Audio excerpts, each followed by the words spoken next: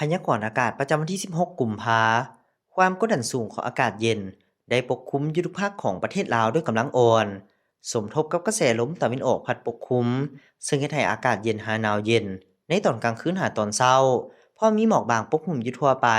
ส่วนตอนบ่ายอากาศร้อน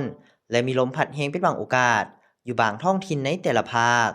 ภาคเหนือด้านตะวันออกอากาศเย็นหาหนาวเย็นพอมีหมอกบางปกคลุมอยู่ทั่วไปในตอนเช้า และมีลมพัดแรงเป็นบางโอกาสอยู่บางท้องถิ่นอุณหภูมิระหว่าง 18 หา 29 องศา ภาคเหนือด้านตะวันตก อากาศเย็นหาหนาวเย็นในตอนกลางคืนหาตอนเช้าพอมีหมอกบางปกคลุมอยู่ทั่วไป ส่วนตอนบ่ายอากาศร้อนพอมีลมพัดแรงเป็นบางโอกาส อุณหภูมิระหว่าง 11 หา 36 องศา ที่นครหลวงเวียงจันทน์อากาศเย็นในตอนกลางคืนหาตอนเช้า ส่วนตอนบ่ายอากาศร้อนพอมีลมพัดแรงเป็นบางโอกาส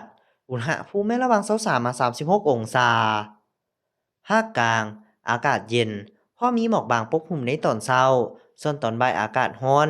และมีลมพัดแรงอยู่บางท้องถิ่นอุณหภูมิระหว่าง 16 หา 36 องศา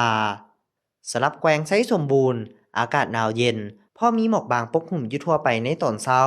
และมีลมพัดแรงเป็นบางโอกาส อุณหภูมิระหว่าง 9 หา 32 องศา ภาคใต้อากาศเย็นในตอนกลางคืนหาตอนเช้า ส่วนตอนบ่ายอากาศร้อน และมีลมพัดแรงเป็นบางโอกาส อุณหภูมิระหว่าง 17 หา 39 องศา